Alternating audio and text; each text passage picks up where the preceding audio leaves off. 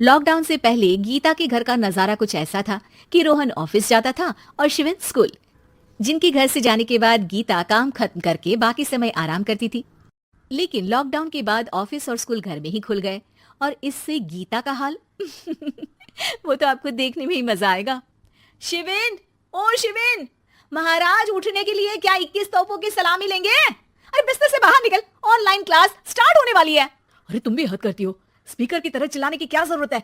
दिख नहीं रहा मेरी कॉन्फ्रेंस चल रही है। अब कैमरा और स्पीकर ऑन कर रहा हूं, मुझे कोई शोर नहीं चाहिए। इस पर जैसे ही रोहन लैपटॉप का कैमरा और स्पीकर ऑन करता है तभी कुकर की सीटी बजती है। करा लो अब इससे चुप। लॉकडाउन नहीं हुआ, मेरी मौत का फरमान जारी हो गया। दोनों बाप बेटे ने नाक में दम किया हुआ है। ऐसा बोलकर गीता वहां से शिविन के कमरे में पहुंच जाती है, जहां शिविन अभी भी सो रहा होता है। ओ आलसी, अब अगर 5 मिनट में नहीं उठाना तो आज तेरा गेम और यूट्यूब कैंसिल। माँ की बात सुनकर शिविन बिना 1 मिनट गंवाए उठ खड़ा होता है। उठ गया, अभी नहाकर भी आता हूँ। ये नाटक कहीं और, मुंह पर गीला कपड़ा मार और पढ़ने बैठ। शिविन की ऑनलाइन क्लास स्टार्ट हो जाती है, जिस पर गीता उसे वहां बिठाकर रसोई में चली जाती है। थोड़ी देर में उसे कमरे से कुछ आवाज सुनाई देती है, जिसे सुनकर वो कमरे में वापस आती है। हाय राम, तुझे क्लास अटेंड करने के लिए बोला था, कैमरा ऑफ करके बिस्तर पर नाचने के लिए नहीं बोला था। मम्मी मुझे कुछ समझ नहीं आ रहा, आप बाद में पढ़ा देना ना, वैसे भी अटेंडेंस तो लगी गई है। हाँ बेटा, जरूर बन जा, तू अभी से हम सबका बाप बन जा। अरे नहीं मतलब कहाँ से लाते हो इतना दिमाग, और पढ़ाई करते हुए ये चला कहाँ जाता है? नाइस क्वेश्चन, दिमाग से पूछकर बता दूंगा। शिविन की बातों से परेशान होकर गीता उसे मारने के लिए जैसे ही आगे बढ़ती है तभी वो कमरे से बाहर भाग जाता है।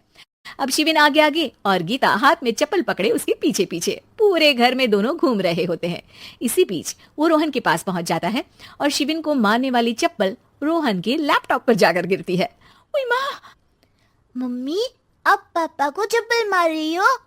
वो आज तक के रिपोर्टर, चुपचाप जाकर क्लास अटेंड कर ले, नहीं तो अगली तेरे पीछे लगेगी। इस पर शिविन वहां से चला जाता है, जिसके बाद रोहन गीता से कहता है, इस सर्कस के लिए कुछ बोलना चाहोगी?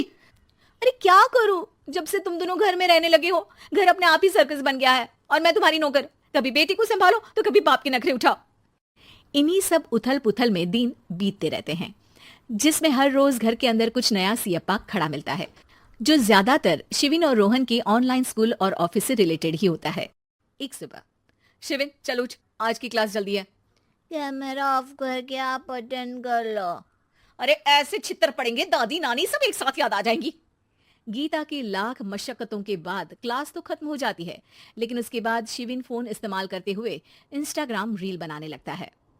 रसोड़े में कौन था? तुम थी, मैं थी, कौन था? हाँ, मैं गरीब हूँ। अरे ओ गरीब के बेटे, आजा, मैं बनाती हूँ तुझे गरीब। मैं बताती हूँ रसोड़े में कौन था। पढ़ाई करने बोलो तो इनकी माँ मर जाती है और ये पागलपंतियां जितनी मर्जी करा लो। गीता शिविन को डांट रही होती है, तभी रोहन बीच में बोल पड़ता है। अरे बच्चा ही तो है, इतना गुस्सा क्यों कर रही हो?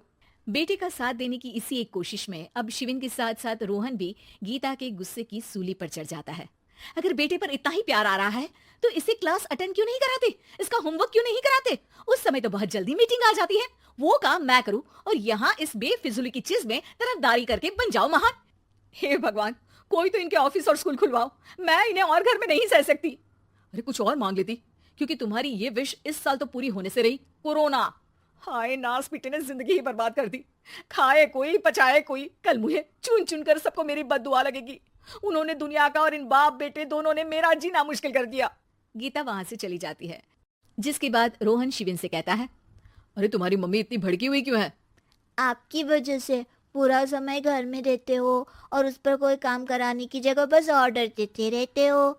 अच्छा बेटे, सारा इल्जाम मुझ पर, पूरा दिन तो वो तुम पर ही चिल्लाती है।